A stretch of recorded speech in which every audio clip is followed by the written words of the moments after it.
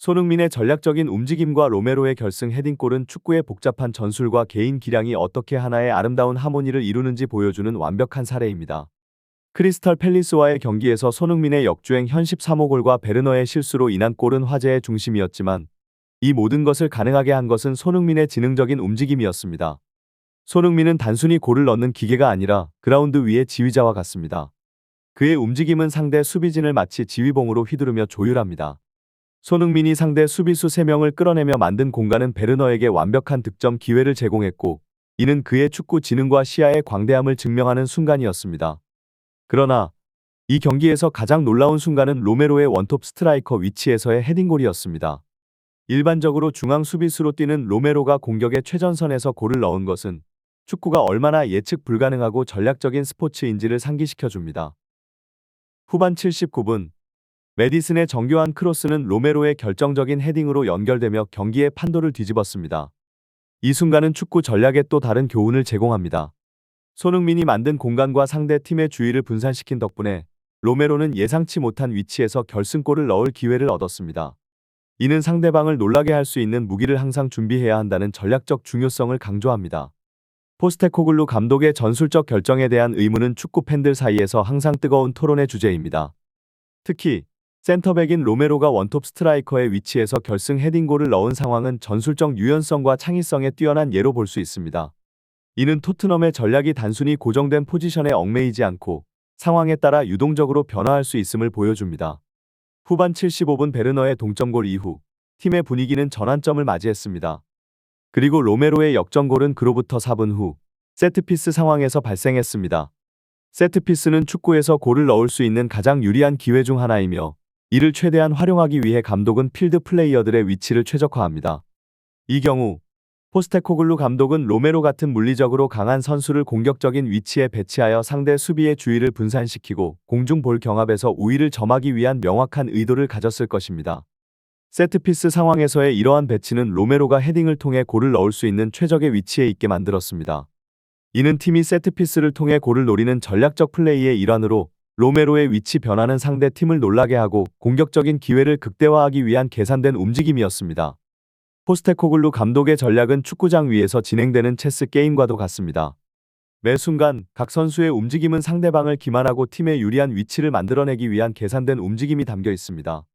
이러한 전략적 깊이는 토트넘의 공격 전략에서 뚜렷하게 드러나며, 특히 메디슨과 글루셉스키 그리고 에메르 송의 연계 플레이에서 그 정점을 찍습니다. 메디슨이 글루셉스키에게 빠르게 패스한 이유는 명확합니다. 상대 팀이 수비 진영을 완전히 갖추기 전에 공격의 기회를 만들어내려는 의도에서 비롯되었습니다. 이는 축구에서 흔히 볼 수 있는 전략 중 하나이지만 포스테코글루 감독의 전술에서는 이러한 움직임이 더욱 미묘하고 계산된 방식으로 이루어집니다. 글루셉스키가 오른쪽으로 공을 몰고 들어가면서 상대 수비를 끌어당기고, 로메로와 판도펜 같은 헤딩이 강한 선수들이 크로스를 기다리는 상황은 공격 전략의 핵심입니다. 하지만 글루셉스키의 왼발 변형으로 인해 크로스의 타이밍이 늦어질 수 있다는 점을 고려하여 에메르 송을 그 위치에 배치한 것은 상대방의 예상을 뒤엎는 트릭입니다.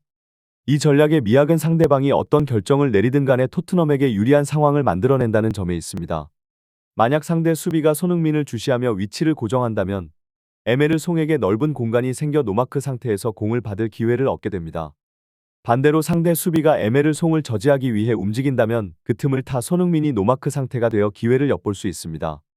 포스테코글루 감독의 전술적 구상이 실전에서 어떻게 펼쳐지는지에 대한 이 이야기는 축구라는 게임의 복잡성과 불확실성 그리고 순간의 판단이 얼마나 중요한지를 잘 보여줍니다. 에메르 송의 크로스 시도가 예상치 못한 상황으로 인해 초기 의도대로 진행되지 않았음에도 불구하고 토트넘의 전술은 여전히 공격 기회를 창출하는 데 성공했습니다. 이는 포스테코글루 감독의 전략이 단순한 계획에 그치지 않고 상황에 맞춰 유연하게 적용될 수 있는 탄탄한 전술적 기반 위에 구축되었음을 시사합니다. 에메르 송의 크로스가 실패로 돌아가면서 공이 터치라인 바깥으로 나가는 상황은 축구가 예측 불가능한 스포츠임을 재확인시켜줍니다. 그러나 이러한 불확실성 속에서도 토트넘은 메디슨을 통해 즉시 반응하여 다시 공격 기회를 만들어냈습니다.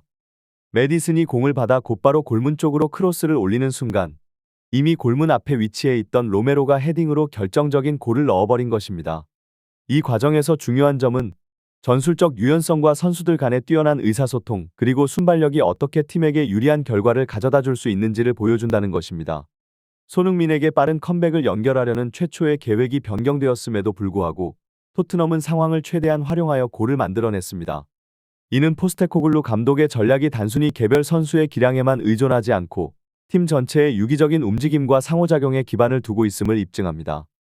이 복잡한 장면은 축구 경기의 미세한 디테일이 어떻게 경기의 흐름을 바꿀 수 있는지, 그리고 특정 선수들의 역량이 어떻게 전술을 성공으로 이끌 수 있는지를 보여줍니다.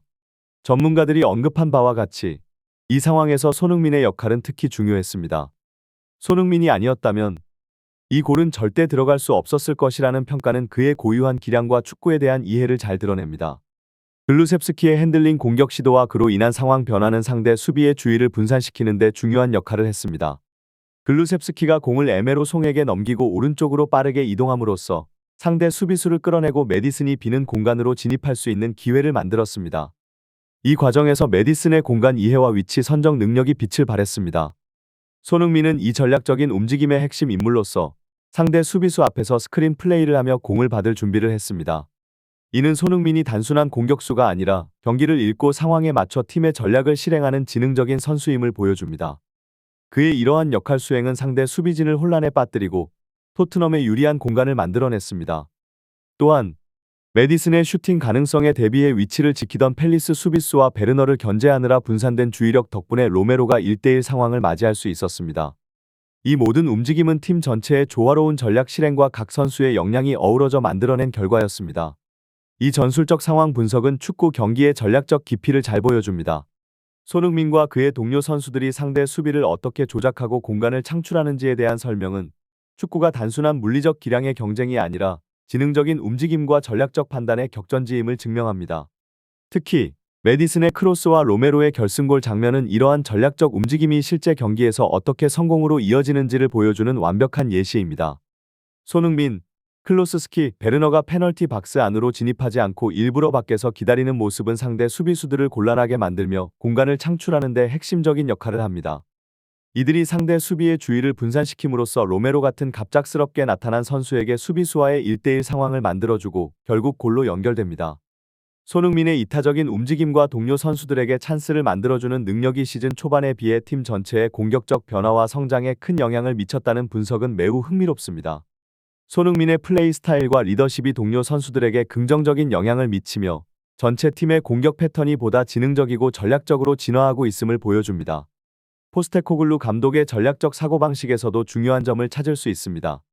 손흥민의 헤딩 능력에 대한 상대팀의 인식을 역으로 이용하여 상대의 예상과는 다른 방식으로 공격을 구성하고 헤딩에 강한 선수를 공격 포인트로 활용하는 전략은 경기를 읽는 깊이와 상대방을 기만하는 능력을 보여줍니다. 이러한 전략적 움직임과 판단은 축구 경기의 결과를 결정짓는 중요한 요소로 작용합니다. 팀의 전술적 유연성, 선수 개개인의 지능적인 움직임, 그리고 상황에 따른 적절한 판단이 어우러져 경기의 판도를 바꿀 수 있는 결정적인 순간을 만들어냅니다.